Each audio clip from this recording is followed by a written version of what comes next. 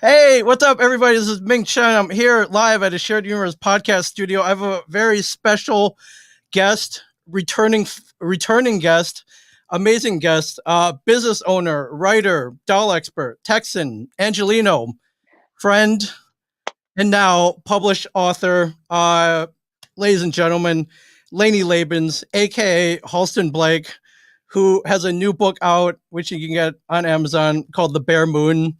Welcome, my friend. Thank you so much for having me. And thank you for being my very first sale. You were the first person to buy the Bare Moon. I mean, I think that's only fitting. Yeah, if you do something, I want to be first in line for it. So Daniel was like, "How did Ming beat me to it?" And I was like, "I don't know, but he did." yeah, Daniel, your business partner, your longtime friend. Daniel, sorry, my friend, but you gotta be quicker than this Asian, my friend. You gotta be quicker than this Asian. And I mean, I think one of my favorite parts about this book, I'm reading through the credits and the summary, but in the book, it's published by IDDS Publishing. So Yeah, we're diversifying over at the IDDS office. We're into publishing now. which is amazing. Then you'll be representing. You'll be you already are representing talent. You have a publishing arm. You'll be IDDS Movie Studios. Yeah. IDDS gluten-free products. IDDS cars. The world is yours, my friend. I'm trying to diversify and be like a really cute Mark Cuban. I think the world needs that. I don't know if that exists yet, so we're looking at it right now, and we're working on it right now. We have a whopping like $20, but gotta start somewhere. 20, as in you're making money. Holy crap! Most companies don't make money within like for like 5-10 years. So right. Well, we don't have too much overhead, so it's really nice. There's no physical inventory at the moment, so. Good point. So you posted an announcement on Facebook or all over social media that you published a book that is available on Amazon, which you can get right now, either in ebook, Kindle format, or there are physical paperback copies, which you can get for the low price of $7.99, which I'm going to do because I need. Listen, I'm a comic book fan. I don't want digital comics. I want to hold it. I want tangibility. This announcement kind of came. I mean, you gave me a heads up, but I think it kind of came out of left field for a lot of people. What has the reaction been like from our friends, from people you work with, from family members? I didn't look like you told very many people.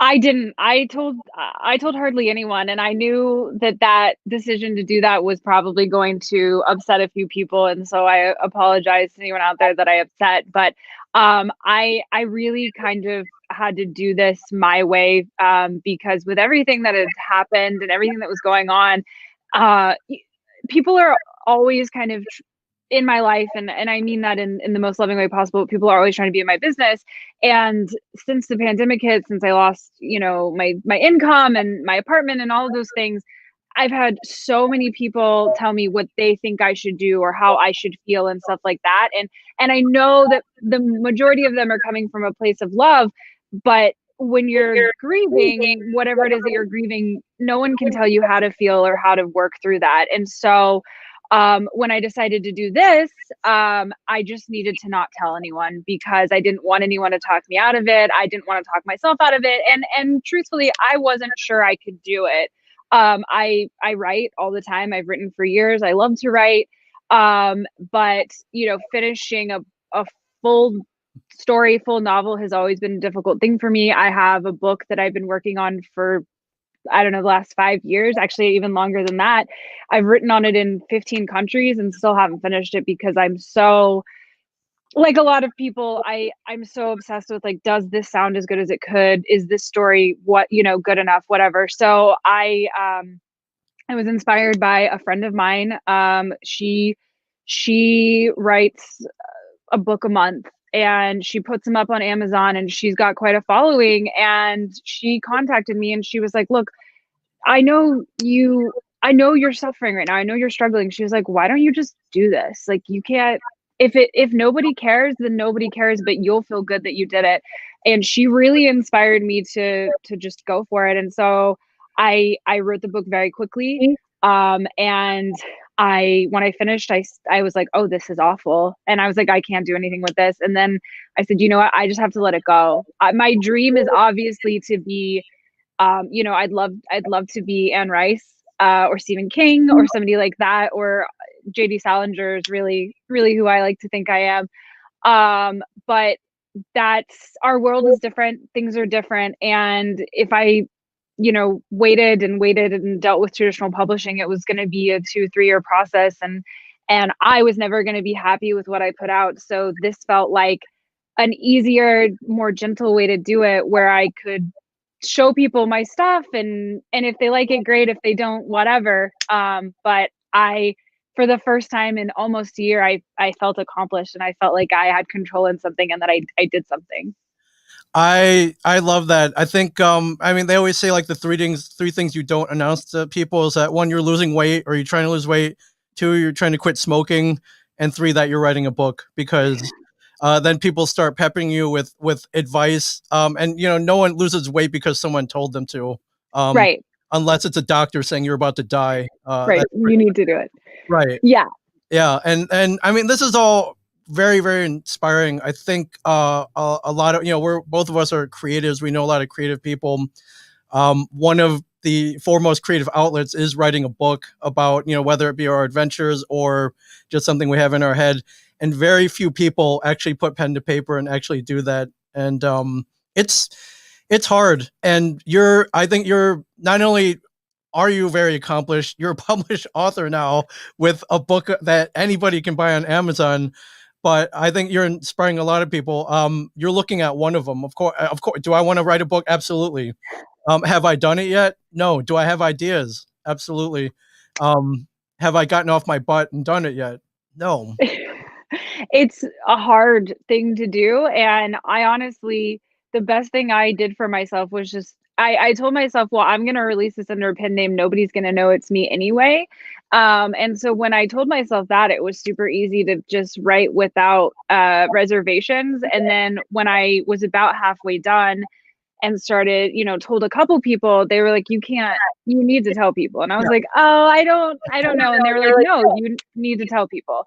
So a couple very, very close people that are close to me convinced me to get on the other side of it and be like, look, just promote it. You can still use a pen name, and then anybody who finds it on Amazon won't know you and whatever, and they'll be objective and unbiased, because I want people to like it, but I also want people to feel what they actually feel about it. And I don't want them to just say they love it because they love me, as much as I appreciate that.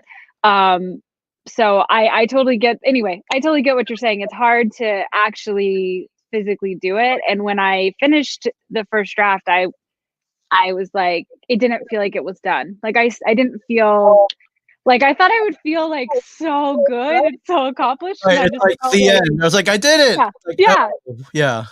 yeah. And I was like, oh, okay.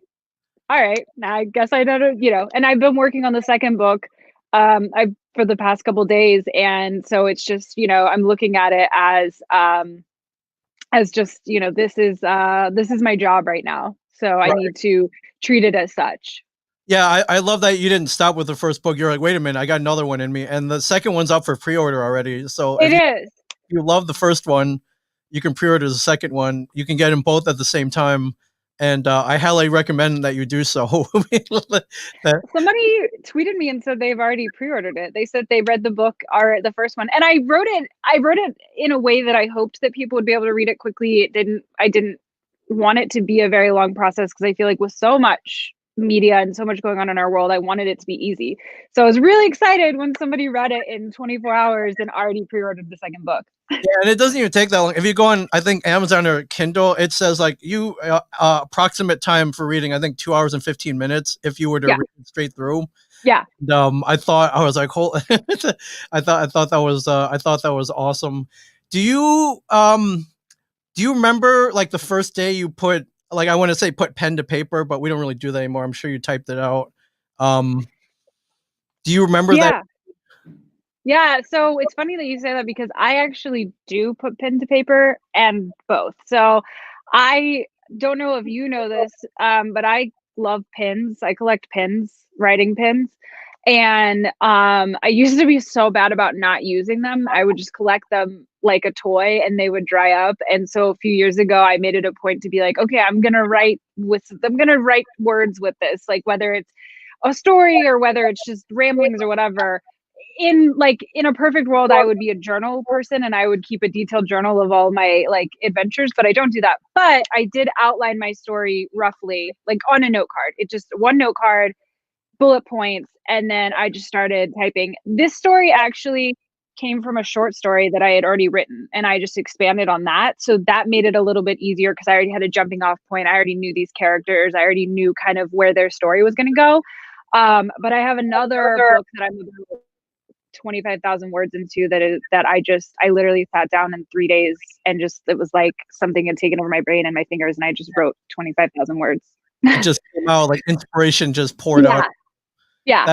That's amazing. And yeah, I think like me, I'm under the misconception that like you have to sit down and it'll just come pouring out. And you were telling me you kind of outlined it a little bit on the note card. You had bullet points, you had rough ideas that you then expanded onto them. Yeah, well, I'm super ADD, so something's gotta keep me focused. And I love writing dialogue. That's my favorite thing to write. And so I have so much dialogue just in general written. And then I kind of have to be like, oh, okay, how does this make into a story? And that was also the motivation behind outlining. As much as I hate it, I was like, oh, well, this is a really fun conversation these two characters are having, but what does it have to do with this overall story? You don't have a novel, you have a one act play at best, you know? And so I had to like get organized. I think the ADD is why we're friends. I mean, obviously you've seen me run around, like I can't sit still. I know you can't sit still. And yeah, I think this is why we're friends. For anybody who has asked, I mean, I'm sure you've gotten the inevitable questions like, so what's the book about? Do you have the, the so-called elevator pitch or, the short, what do you tell people? So, what's really funny is that usually that's what I'm good at. I like to think I'm good at an elevator pitch. I wrote log lines in college a lot because I took screenwriting classes, and this one's a little bit more complicated because it isn't, but it is. So it's basically about werewolves. Everything I write is fantasy pretty much. So it's about this werewolf who's about to get married, and she finds out her fiance is cheating on her. All of this coincides with their pack leader dying mysteriously, and her fiance taking over. And because there's some sort of like, we don't know if he was murdered, we don't know what happened, her fiance hires this group of mercenaries that are called mercenaries because they can turn into bears. So in my world, there's all sorts of different types of creatures. So like werewolves are very traditional, like, they turn into a wolf at the full moon and they're an animal. The Ursas are they're more bespelled, so they can turn into a bear whenever they want and they can speak like humans. It's a generational curse versus werewolf, which is more of a biological situation. So anyway, so they hire these mercenaries, and of course there's a very handsome one, and our heroine, our protagonist Cheerio, she falls in love with Asher, who is a Ursa. So that's basically the story. The B story is the murder mystery. I don't like writing romance. I am like, how in Star Wars and like in the second set of movies that was like the prequels, there's so much about politics and like council meetings and stuff. I like writing stuff like that. Like I like the minutia. I like the world building. Writing romance is not my thing, but I decided to do that for this because I thought that would be more interesting to people than the strict laws under which my creatures are governed. You had me fooled because I thought you wrote the romance part pretty well, and thank you. Got pretty hot at times. I was like, "Whoa, Lanie!" Like, what? I mean, I knew you had it in you. It's just when we're at like a Comic-Con, like we're not talking about like hot in the head. Right. Well, it's funny you say that because as far as romance novels go, it's very vanilla. But as far as like my work goes, it's pretty hot and heavy. And one of my friends who beta read the book, she was like, "Oh, I blushed because like I don't think of you this way." And I was like, "Well, it wasn't me; it's the characters." But But okay, I get it. Yeah, but you wrote it, so yeah. No, I got a little flushed, which is good. You invoked emotional responses. So That's what I'm going for. I why the otherworldly characters? Obviously, you find them interesting. Obviously, you grew up, watching, consuming pop culture and reading stories and about otherworldly characters. Is there a reason that you gravitate toward them and decide to incorporate them? I have always, from the time I was very little, that's been something I've been interested in. I started watching Buffy the Vampire Slayer at 5 years old. It started when I was in kindergarten, and my mom watched it. And shout out to my parents who did not believe in ratings. Like they were like, "Oh, R rated, that's fine, whatever." So we watched anything we wanted growing up. Which now, as an adult, I'm like, "Oh, I don't know if that was the right move." But I'm glad it was the experience I had. But so I've always enjoyed fantasy. I think that fantasy is a great way to tell. It's a great allegory, right? You can tell a story about something, about a real struggle in a more palatable way. And I learned, a lot about world issues through that lens. And like when I was younger, and then as I got older, it inspired me to be like, okay, well, what is this an allegory for? What is this referencing? Like I want to know about this in the world. And so I like that. I I also think, when you write about, I like history. So when you write about vampires and they have that immortality quality, they saw the French Revolution or they saw the Civil War or whatever, and you can write that. And I think you can really tell the human condition in a really interesting way throughout history when you have one person who's seen so much. At least that's how I view it. So I prefer that. I do tentatively, and I say this very tentatively, I do have a plan to write a series loosely based loosely based on my experience doing conventions. Okay, good. I'll be first in line for that for sure. Yeah, I get asked about that a lot. And a couple people that I did right before the book came out, and I mentioned to a couple people, oh, I just wrote a book and it's going to come out or whatever. I had several people, or not several people, but the people that I told, most of them were like, oh, is it a memoir? And I was like, I'm 29. I haven't, no, it's not a memoir yet. Let's give me some time to do some more stuff in life, but I promise. You've seen a lot, though. We both have, but We have. you've been on the front lines of all this stuff. I get shielded from a lot of it. I feel, although I like seeing the nitty gritty as well, which is you'll find me backstage at some of these crazy things. But that I would, yeah, that I mean, I'd be there in a heartbeat. Um, and yeah, I mean, if you would have told me it was like I wrote a book, I would have thought it would have been about convention experiences or a memoir. So I love that you didn't do that, and and that you've gone into this genre. I think it's pretty amazing. Um, Thanks. the Bear Moon, was that your first choice for a title, or did you have a list of like 87 titles?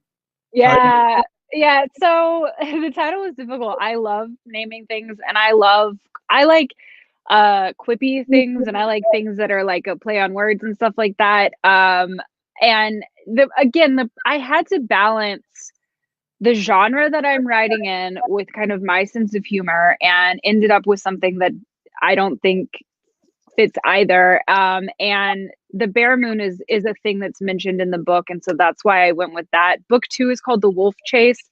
And then the third book is going to be called The Chimera Curse. So this is a trilogy. So I'm really happy with the other two titles. The Bear Moon I don't love, but it gets referenced in the book, so I was like, that works. I wanted to call it something Ursa. I wanted to call it Ursa Major or something like that. And then so what I did is I went on Google and I went on Amazon and just Googled that, like Ursa Major plus book, and there were so many books with that Oh name. There's so many. So I was like, so literally the cover artist was like, what's your book called? I can't work on this art till I know what your book is called. And I was like, oh God. And so I came up with this pretty quickly, and was like, okay, that's just gonna work. We're just gonna work with that. Because I don't have time. Like I can't again, this was me getting bogged down in my ideas. So I think it worked. It's gonna look really great on a movie poster. So, you know, I hope so. yeah. And so the setting takes place in the South, which Yeah. I guess you're a Southerner. I've hung out with your family in Biloxi, Mississippi. Um, And was that always like a first choice for a setting? Oh yeah, I almost exclusively write about the South. I these people in this story, I couldn't make up my mind about exactly where they were, so I just kind of left it a open-ended kind of southern region. I typically write Louisiana, Mississippi, Texas because that's what I am. I've spent so much time there. I grew up there, that kind of thing. I do have a book that I'm outlining currently that's set in Los Angeles that's about vampires. But writing about the South is easy, and I feel like a lot of old world creatures would live in the South. The South has a lot of mysticism and magic associated with it, and I think it's a romantic setting. And I imagine I call them country club werewolves because these werewolves in this story are they're very They distant have from money. their roots. They Yeah, have money. Yeah, they have money and they're very distant from their werewolf roots. Like you wouldn't think that werewolves would need to hire private security. You know, why would they need that? They can rip your face off, but these werewolves are so removed from their werewolf roots that they need that. So I call them country club werewolves, and I just imagine them living and languishing in the South. that's amazing. So the characters, any of them, or maybe the main character, how much of yourself did you maybe perhaps put in this book, or not only that, I read some of the characters like, wow, you write jerks very well, and I don't know if that's because we've met a lot of say difficult people in our life. That's just life. Um, it seemed like you drew from experience for some of that. Did you put any of how much? Yeah, I mean, just how much of yourself would you say maybe you put into this book?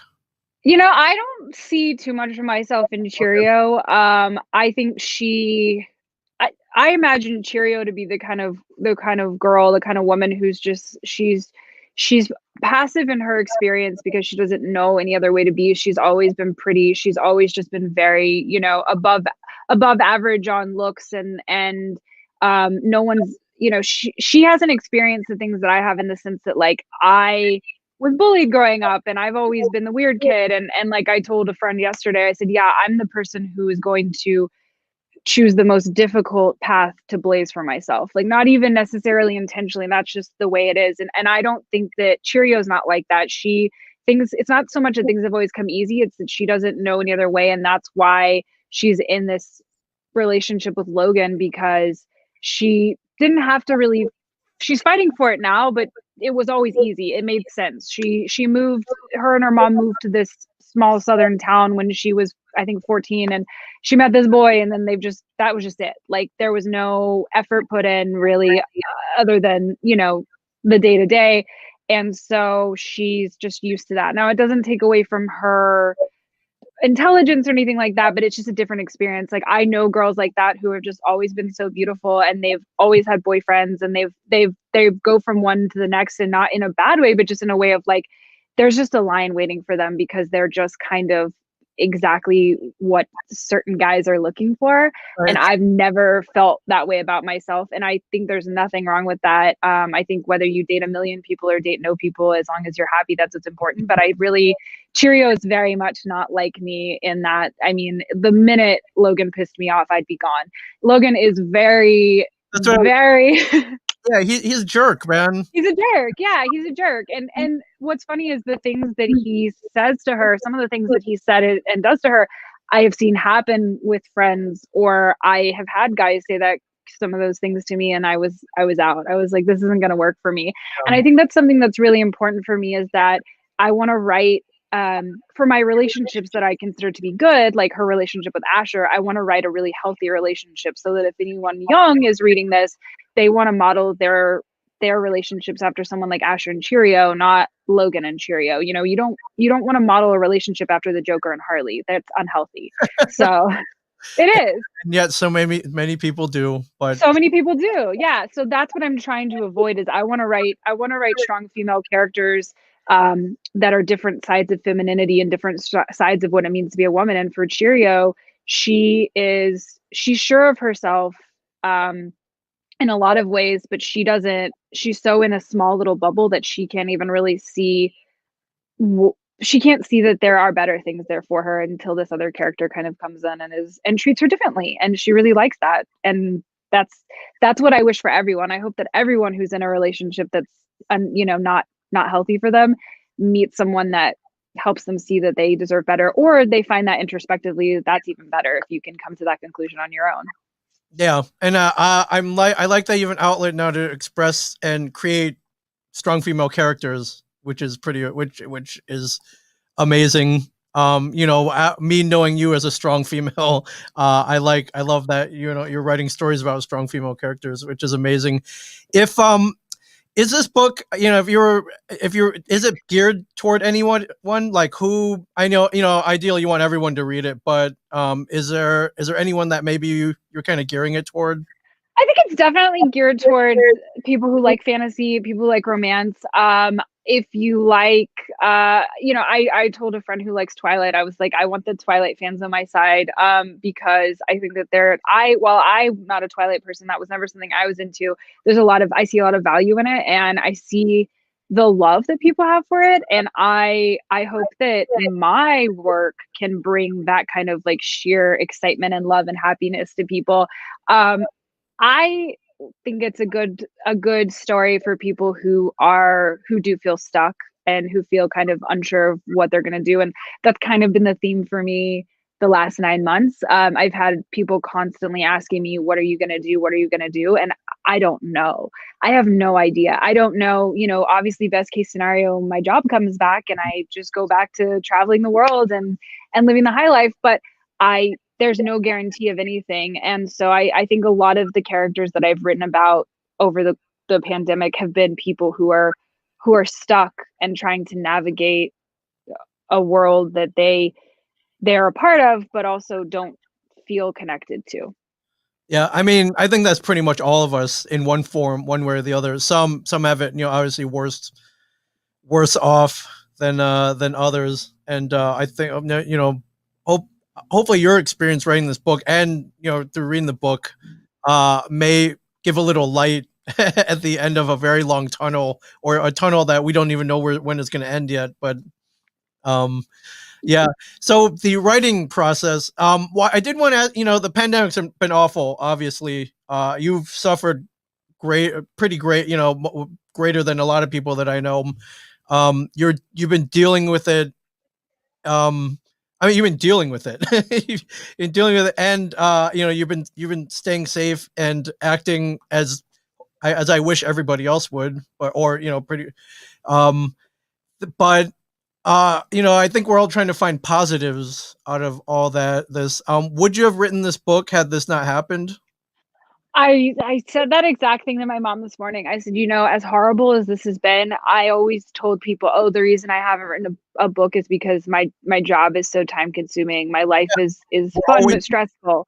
you're always Yeah, around. We never really had time to sit down and dedicate, right. uh, Yeah. not even like an hour to something like this. Exactly. So I don't think I would have. So that's something I'm grateful for. And I'm the type of person that looks for something to be grateful for because I like feeling good. I don't like feeling bad. And I know that's like, oh, water is wet statement, but I do know people that like to dwell in their misery, and that's fine if that works for them. Yeah, But and I wake up, his name's Brian Johnson. And, yeah, yeah, anyways, exactly, Brian. continue. So so that this morning when I was getting ready to do this, I told my mom, I said, yeah, this is, I proved to myself that I wasn't making excuses by saying, oh, my job's too stressful or my life's too busy. Like I really sat down and did it. And so I'm proud of that. At the end of the day, I'm really proud that I did that. And I wouldn't have been able to do that if I had been on the road. With if the world wasn't so scary, if people weren't dying, I mean, God, 9 months where I wasn't going somewhere, where I didn't have somewhere to be, would be great for me. Like I was pretty burned out. I was pretty burned out actually. Like 2019 was hard, 2018 crazy, so I'm grateful for like a little bit of relaxation time. I like not to be that person, but I've worked out every day since July 1st because I can. Amazing, and congratulations. Thank you. Thank you. Amazing as always. But Well, it's just like a little bit, but it's enough to where I feel that's another little thing I can feel accomplished about, and that's something I wouldn't have been able to um, do otherwise. And I worked out a lot, and I enjoy. We've worked out together, and I have convinced myself I enjoy it, but it's something that would get put on the back burner if I was too busy, if something else was going on. Like that came second. And so while I am more stressed and like more anxious than I was before this, I physically am like in better shape, I guess. So. Yeah, and you wrote a book out of it. And I was also thinking before I came in today, 4 years ago, we were in Dallas, Texas. And I mean, the only way I can describe this thing is like if a train wreck got hit by a nuclear bomb. Yeah. We went through a pretty, you more than me, through kind of somewhat of a horrific convention experience. Like almost where, I saw you and look, for a lot of it felt like we were rock bottom, and it was like, well, this is a great way to start the year, right? Yeah, Things were crumbling. Earth, storms were happening. People were pissed off. It was just not a great situation, and that was 4 years ago. And I know we're going through bad stuff now, but you wrote a book. You can things do get better. But I was just thinking about that time 4 years ago where we were about to start the year on a great note, and things were going to be awesome, and it went the other way. But we kept going. We're still alive. We are still alive, so that's the first thing to be grateful for. Yeah, that was crazy. We started the year in the hole, business wise because of that. And I was like, why is this happening? Do I keep doing this? Do I quit? What? It was pretty funny though, because my clients, so I was chasing these promoters around all weekend trying to get paid. And that Sunday I was pissed because it wasn't going to happen. Everything was going wrong. And I walked into the convention floor, and my clients, I had 3 that weekend. 2 of them walked up to me and they apologized. And I said, why are you apologizing? I should be apologizing to you. And they were like, why aren't you mad at us? And I was like, why would I be mad at you? And they were like, you just seem so upset. And I was like, oh, I'm not upset with you at all. No, you guys are great. And they were so relieved. They didn't even care that they weren't getting paid, because they were more upset that they thought I was upset with them when they hadn't done anything. And I'm like, trust me, if I'm upset with you, you'll know it. I'll tell you. I have no problem telling people when I'm very upset with them. Yeah, Lanie, the last thing I want to do is piss you off. So, and I think that goes for a lot of people. But I thought that was kind of I guess some kind of a juxtaposition where we were like, man, that was really bad, to now Right. you got a book on Amazon. So, no matter what happens, you can put yourself out. I wanted to talk about the writing process. Did you write every day? Did you set aside time to write every day? You're a very early riser, which, like, if I could get, I think I only get up that early when I'm around you, but for the most part. And it's very quiet at, you get up, I think you're up at like 6 in the morning most mornings. Yeah. It's quiet for a few hours where people won't bug you for the most part. Did you write in the morning? Did you write, you don't really stay up late at night, so No. So in theory, on a good day, yes, I am. Like, I have been up 6 a.m. Like, that hasn't changed in the pandemic. Now, being able to keep on a schedule, I've been a little not so great with, but I get up every morning. I have coffee with my parents, which, again, another thing to be grateful for during this time is if I had to lose everything, at least I had a nice place to hit rock bottom at. So with my parents, they're really great people. So I'm very lucky. I love them to death. Yes. Shout out to Mary and Daryl for sure.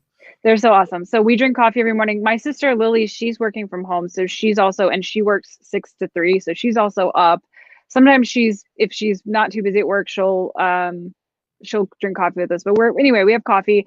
Then I go work out, and then I start writing. And so depending upon how long I sit there and talk to my parents, usually by 9 a.m. I'm like up, I'm worked out, I'm showered, and then I'm going to start and I'm going to write. I kind of just write until all of a sudden the characters just stop talking to me for whatever reason that day. I actually found myself getting pretty inspired late in the evening, which sucks because I am a morning person and I fall asleep so early. But so I had a few late nights where if I feel inspired, I'm just going to let it go. If I added up kind of all the time that I spent writing the book, solidly working on it, it took about a month. But the process was about a 3-month process because we had an election in the middle that I was glued to the television watching everything. And so I had probably a good 3-week span where I couldn't touch my computer, couldn't do anything because I was like, you remember the 9/11 episode of South Park and like Stan's mom is on the couch? Yeah, that was me. Yeah. That was me watching the world crumble. Not to mention the pandemic. So I just was very distracted. But then Yeah, it was very it was a very anxious time for sure. Those very very anxious much so. time.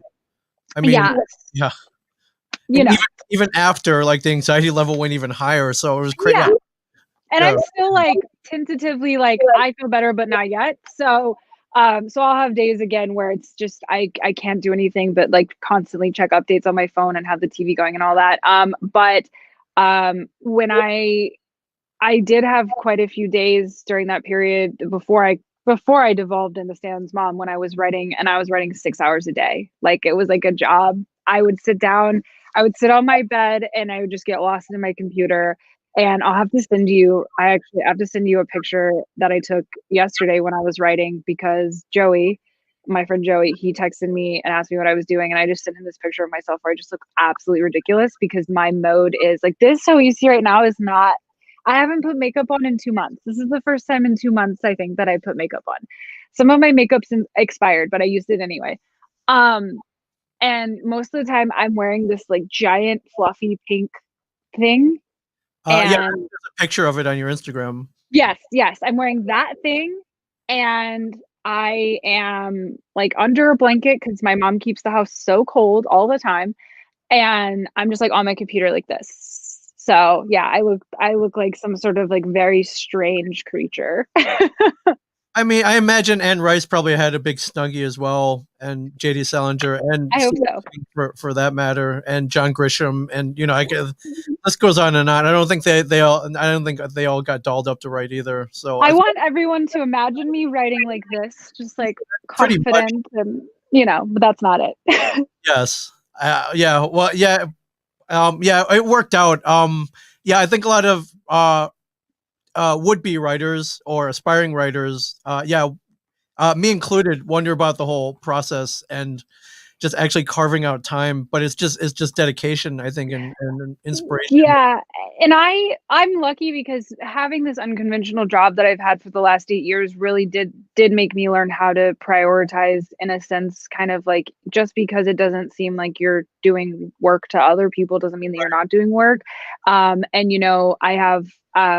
I have a dad who's a very hardworking guy who is used to being very hands-on with stuff, and I know that me sitting at my computer doesn't necessarily look like work to him. And so that moving back home and trying to continue with my process on how I do things and while living in his house and explaining to him like I promise I'm doing something, and now he's not like what are you doing at this time, he's not leaning over me asking that, but it's an old habit from childhood is like I promise I'm doing something, dad, I promise I'm keeping busy. And so I have to come in my room, I have to shut the door and just get in the zone. And sometimes I have to put my phone on do not disturb because I can get down an Instagram hole for like half an hour and be like, what am I doing? Yeah, if I told you my screen time stats, like, you would be like, you're insane. Um, Me too. like, yeah. I definitely have a problem. I fully admit this, and right now I don't care because the world's ending. But yes, so, Listen, yeah, self-care, honestly, like if it's not hurting somebody else and it's not killing you, then like we need to be kinder on ourselves. And like that's the other thing is that yes, I wrote a book. I managed to pull myself together enough to write a book, but that doesn't mean that still cry all the time. Like I cry all the time. yeah, no, I learned how to eat like a lot of ice cream really good. So I think that's maybe instead of writing a book, I think I learned how to do that. So it's About that yeah, is no, great. I don't know if I'm gonna ever, that I don't know what that'll lead to, but it made me happy though, I guess. So yeah, I mean, it did. No, no, I guess it definitely made me happy. So, um, uh, I think this book's been out for almost like a week now. Almost. Yeah, it's been out for I think 4 or 5 days. Okay, and yeah, you said some people have blazed right through it. I myself have about halfway through, Hey, which that's good. will be I will be done soon. Do you remember, like, what's the biggest compliment you've gotten? Is there one? Okay. There one that's been like, wow, this is like this that really like, wow, this is awesome. Well, I would say of the sincere compliments that I've received, I've had a couple people who just really thought it was really good, which I obviously blew me away because I'm my own toughest critic and I don't have as much faith in in my words as other people do. And so the people who said like, oh, this is so good, I really enjoyed it. One woman on Twitter said, I'm going to reread it because I'm trying to look for clues for things that are going to happen in book 2. So that was very flattering. But the best compliment I got was my sister, Lily. She edited the book because she's an English major. She's a grammar wizard. She's incredible. When she finished it, she came into my room and she said, I actually liked it. And she,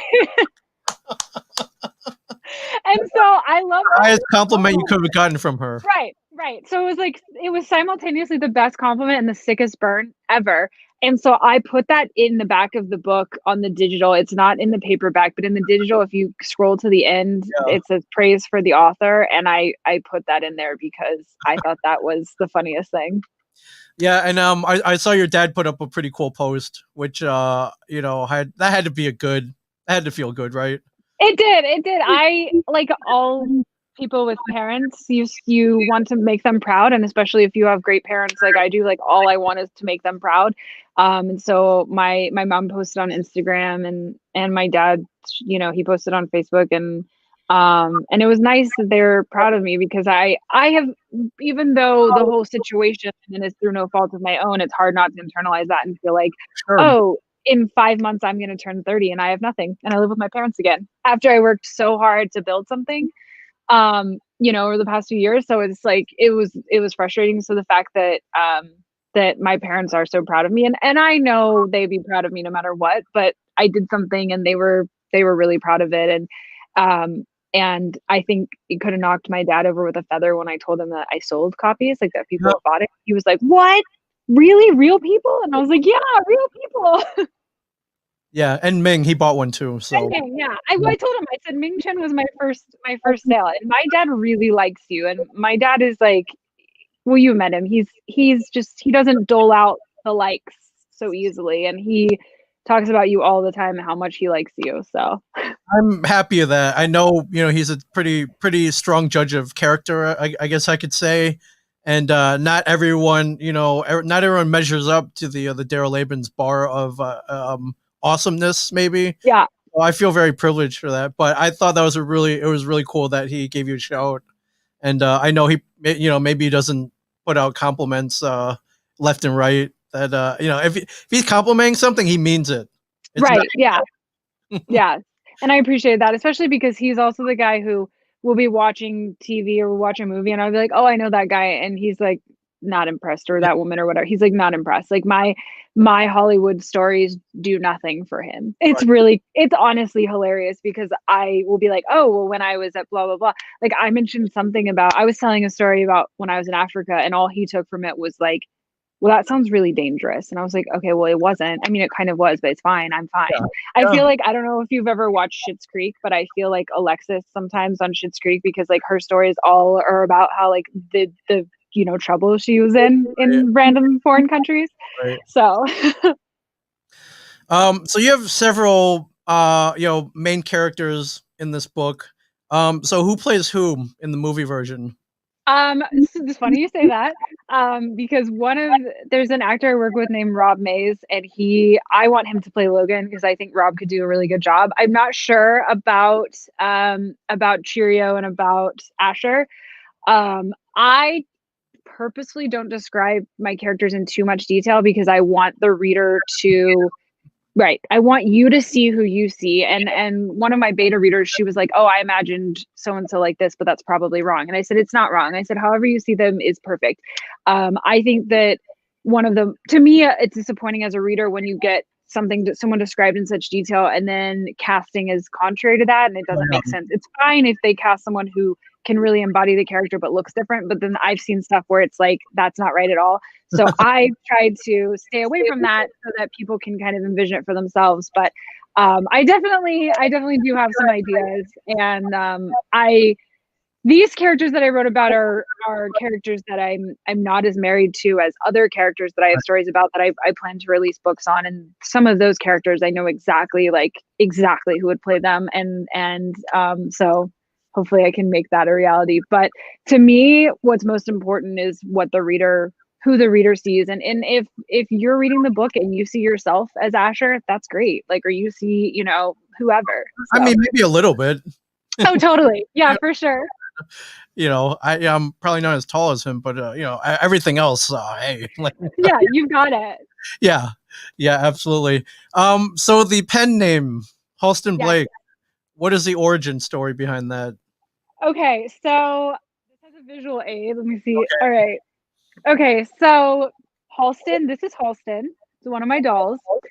So when I was coming up with a pen name, I wanted to honor my dolls because they're very important. And some of them are characters in my stories. None of them are characters that are in the Bear Moon, but some of Right. them are characters. Halston, I don't plan to write about, so I took her name for me.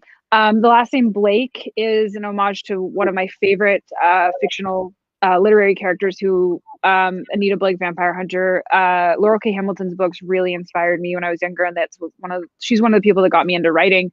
And so that's an homage to that. And then the other thing about Halston Blake is it has sort of an androgynous kind of sound to it, which in the grand tradition of pen names for women, I typically pick a pen name that has a more androgynous slant so that any sort of possible sexist reader or publisher might Right. publish their work thinking it's a man. It's out there, unfortunately. So Yeah. it's a good name. It's Thank you. I like it. Thank you. Is Halston the doll? Is she a ball jointed super Dolphy? She is. She's a Volk Super Dolphy. I got her. I got her in the pandemic. So since I have completely reverted back to being about 15 years old, and don't have income. I haven't been able to just buy dolls when I want it. So I've been having to get very crafty. So I sold some other dolls and sold some clothes and have been like a rotating doll money, like a tiny bit of doll money. So Halston was a good deal. So I got her. I got her in the pandemic, and she's been keeping me company. I love it. I'm just flexing my doll knowledge that You're good. That's impressive. learned from you. Also, I do have a life size Baby Yoda on its way. That'll be here on Saturday. So Is it the one that walks? Is it the one that moves? it doesn't walk, no, but Okay. it weighs 12 pounds, which I think is about true to life, and it's full scale. Is it the Sideshow Collectibles one? It is the Sideshow collectible one that will be here very soon. I'm very excited about it, and there's nothing wrong with collecting things. So Oh, well, like I'll just show the audience for anyone that hasn't seen this. Sorry about the chair full of stuff, but this is my bedroom at home at my parents' house. I remember the first time I saw it, I was like, wow, yeah, I'm a collector. so am I. I mean, yeah, what you see behind me is a fraction of what we Yeah, hear. but it's all like neat and organized. I still haven't been to the studio. Post COVID, I need to come visit. That's a definite. We'll get you here somehow, and it is not clean and organized by any means. Don't be fooled, my friends. Don't be fooled. So, I know you're working on the sequel. Are you working on other books? Are you writing screenplays? What else are you doing right now? And not that you have to be, but it seems like I mean, especially now, you're a little energized. I am. This really, if nobody else reads the book or cares about it, it at least gave me a boost that I needed to feel motivated just about my whole life, like regardless of what that is. I'm working on the sequel. Its release date is March 20th. But since I'm in control, I'm hoping to have it finished before then. But you have to give Amazon a deadline, a release date. So I have to have it at the very least. It has to be done by the 16th so that they can improve the manuscript and stuff like that. But yeah, I'm hoping to finish that one in the next month, and then I do have some other stories that I'm working on. I feel very energized. I'm excited.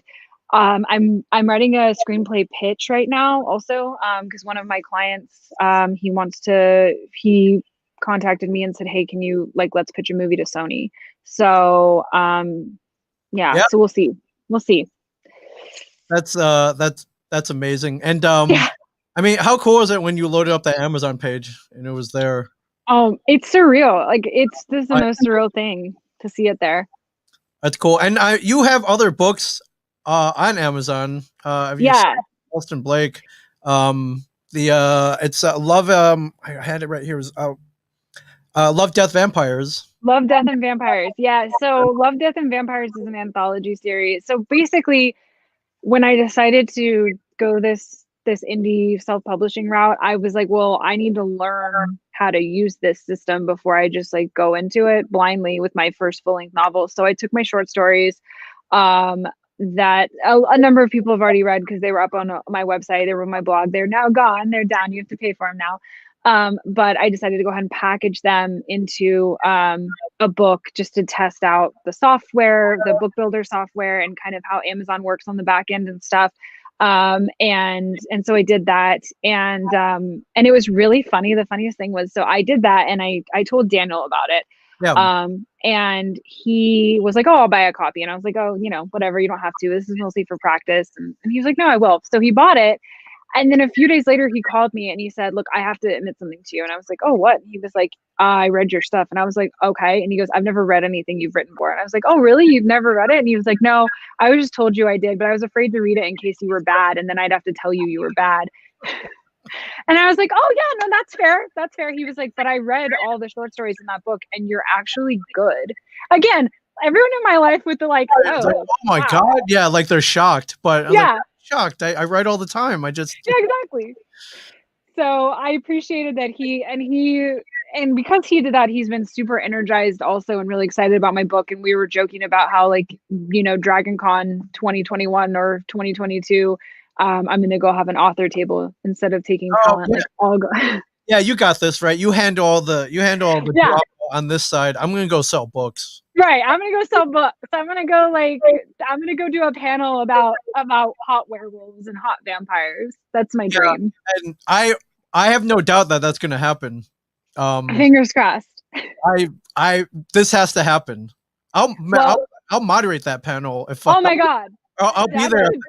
Yeah, at the very least, I'll be there. But if you're looking for a fun moderator, you got my number. So that's on speed dial. I have you on speed dial. You're in the favorites list. That's so awesome. That's fantastic.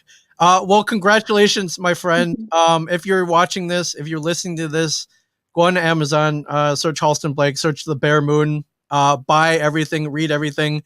Again, Kindle. If you don't want to deal with paper copies, you can get the electronic version.